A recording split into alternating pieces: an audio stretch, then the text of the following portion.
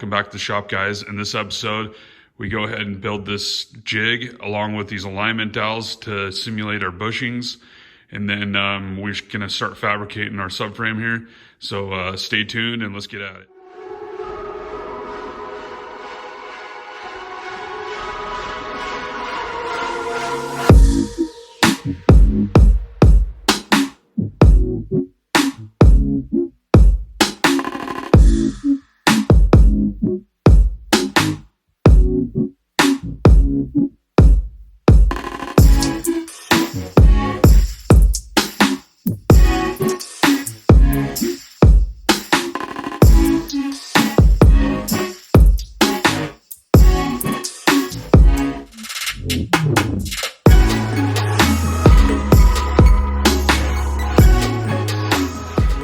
This is the subframe jig that I built. I wanted to kind of show you how I came up with these holes. This is the factory subframe bushing. As you can tell, it's in pretty good shape, but these aren't very precision. Like the holes aren't very centered and the tops aren't very flat. So what I had to do is make these dummy bushings out of a 6061 aluminum round stock that I had. And I just turned this down to the diameter of the hole in the subframe, which would be about that size, if you can tell. And that taper just sits in there nicely, and this stands it off the exact height. You can kind of see. And the back, I had to make this breakdown type because the way that this is seated, I have to be able to take it apart in order to get the subframe out, and you'll see later. And this is what we're replacing it with. Instead of having a bushing, it's just gonna be rigid. See how that goes there?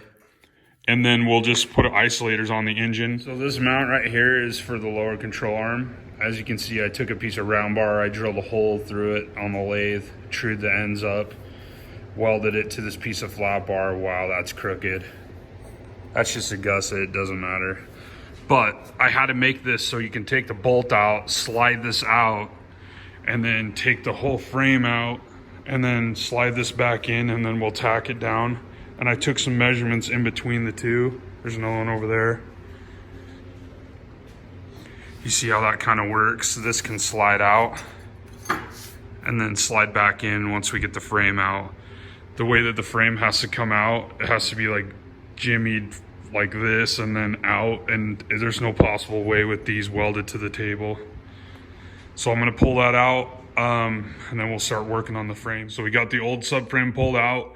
I went ahead and pre-bent and coped all this tubing, and then I cleaned it up with acetone so it's ready to weld. What we'll do is we'll put it in the jig, we'll tack it all up, we'll take it out of the jig, put it in the car, make sure that all the holes line up, and we'll come back to the jig, we'll weld some of it, and then we'll put our motor in there and see how she fits.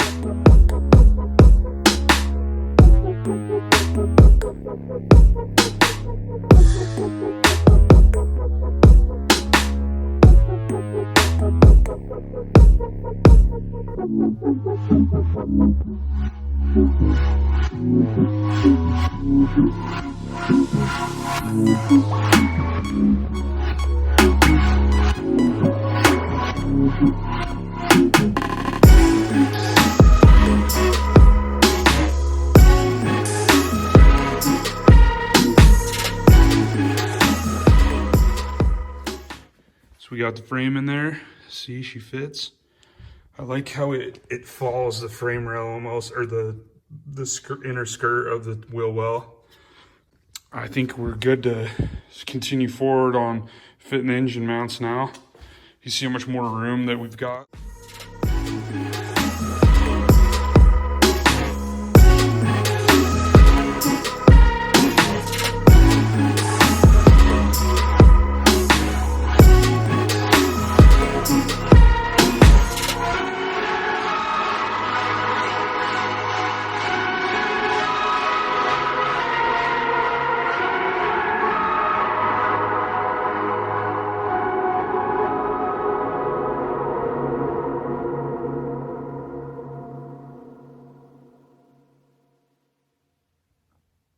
All right, guys, after 20 minutes of almost getting a hernia, I got the engine up there. As you can see, I used some pretty primal means of chalking that up. The old 2x4s and 4x4s. What I've got here are some turnbuckles. In the industry that I work in, we use these a lot to like set stuff before or try to pull cross square out of like a square frame. But they work excellent as temporary like mounts. So what I'll do is I'll tack this on here and then adjust up and down with the engine. All I have to do is turn that turnbuckle, and then I can pull my dimensions from center to center, and it'll give me how long my mount needs to be from hole to hole, or I can even go off the face of the tube. But so those right there are just temporary. I'm sure you guys are like, what the hell? I'm thinking the next step would probably be mount the engine where we think it needs to go, and then test fit it in the car. Then we can pull it out and figure out how we're gonna button down those mounts. Okay guys, it's been a couple days and I finally got the engine in the car. I think you guys will kind of be surprised on what happened, but one thing I've learned doing projects is they never turn out exactly how you expect. Yep, that's right. Rear wheel drive, boys. So the reason why I ditched the front wheel drive configuration is because the engine fits so much better like this. As you can see, we have plenty of room in the front. The stator cover like fits perfectly almost in that exhaust tunnel. And something really badass, you can check the oil from the front of the car. I think we might be able to use the factory exhaust tunnel for our drive shaft, so this might work out even better. And like I said, it'll probably be a better product in the end. So right now what I've got is, we got some temporary mounts. They're kind of goofy at the moment. You can see how many times I had to tack it and break it off because I didn't like the way that it fit. Now, all we have to do to get it to fit perfect is we got to notch this out because the engine needs to come forward 2 inches. And we can't get rid of this bar because that's where our sway bar mounts. So what we're gonna have to do is do this weird notch. You can see that it kind of matches the oil pan. Once I got that in, I think we can mount the engine permanently, which will be freaking awesome. So a new set of challenges, instead of using the chain drive. By the way, look at, I screwed up my powder coat job.